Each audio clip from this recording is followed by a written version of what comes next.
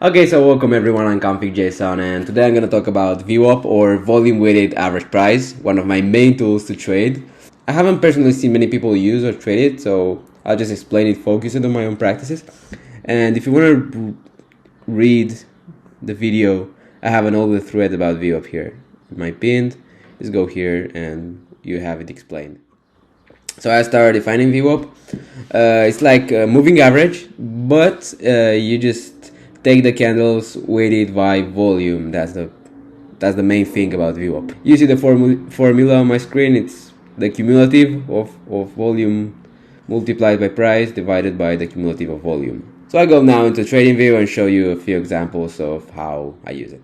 And maybe you have seen people trading VWAPs anchored to sessions, but I actually do it anchored to highs and lows. So you just take the anchored VWAP tool. Most of you don't know about this. Like, you just use the VWAP indicator, and it's actually a tool.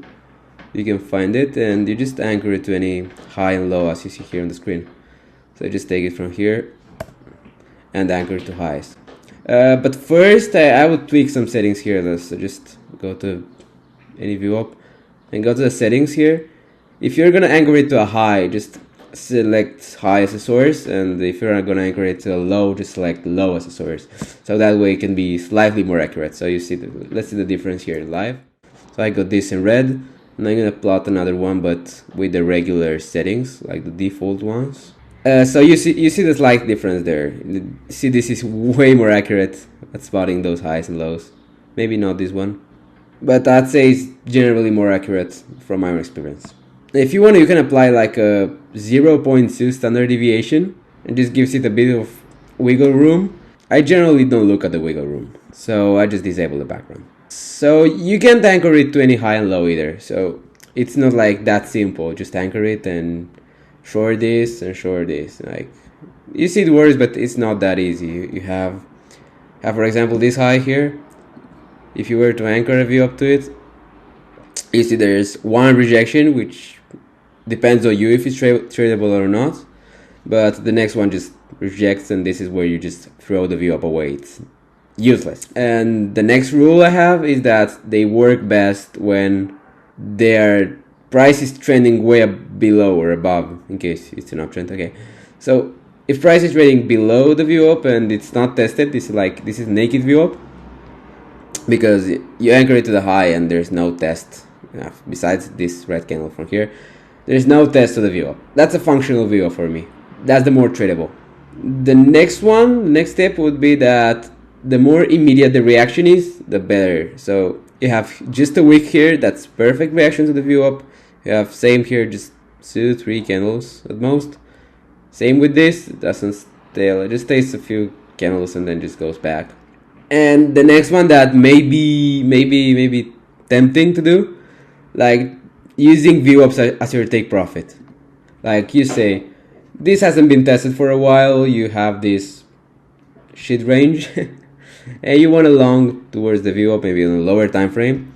You just set arbitrarily your stop loss and your take profit here, and you trade that. Like, that's a mistake, because maybe price does this and just goes lower.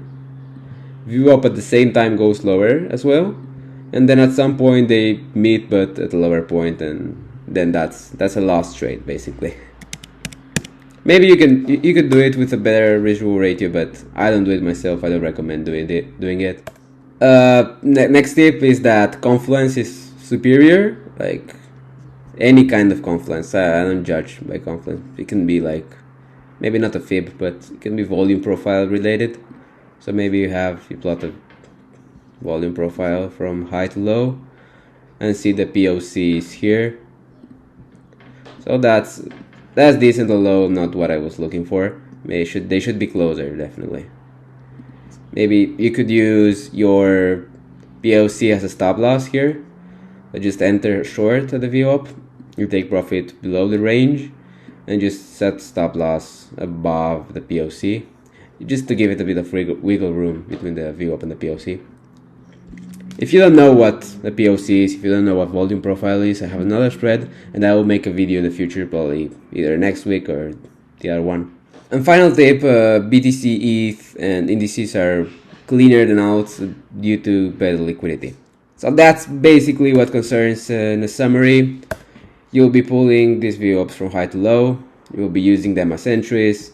You won't be, as soon as they don't work anymore, just throw them, just delete them, don't look at them anymore. And the longer the VWAP stays untested, the better. If you want to see older examples here, I can go to Twitter and see, for example, this is SPX. You had the VWAP anchored from the bottom. That was a nice test, although maybe too long of a test.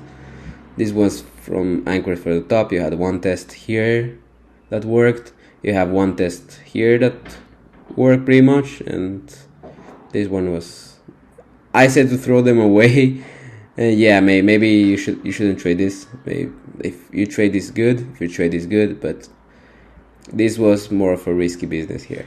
Another example here of VWAPs that don't work. So you anchor this from to a low, like after a dump here, and you anchor it to a strong low, and you got a range, because that's usually what happens after a strong low. You get a range, and you just don't see the rejections. They're too slow. They don't even happen. Like, look at this. This is so bad.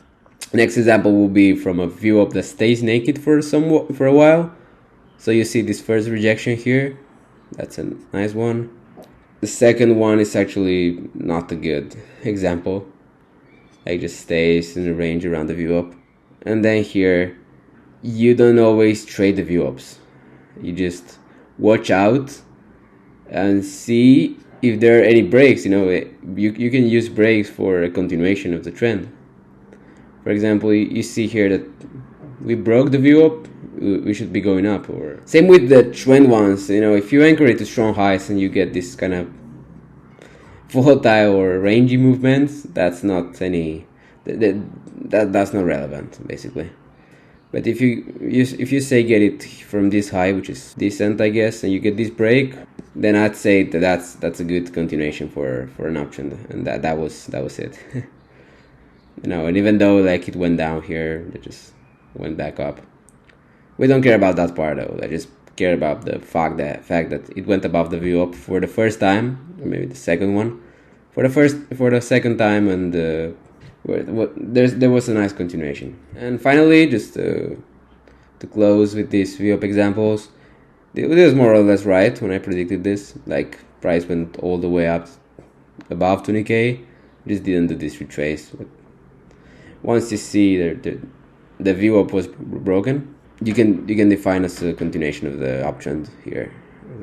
It was more of a quick guide to VWAP. You don't really have to explain how to use VWAP or VWAP from the base. I just wanted you, in case you wanted to find something about VWAP, briefly explain it in a video version of my thread. So I hope you learned something. I hope you enjoyed the video. If you liked, just subscribe, follow me on Twitter, and all that wholesome stuff. And I guess see you in the next one.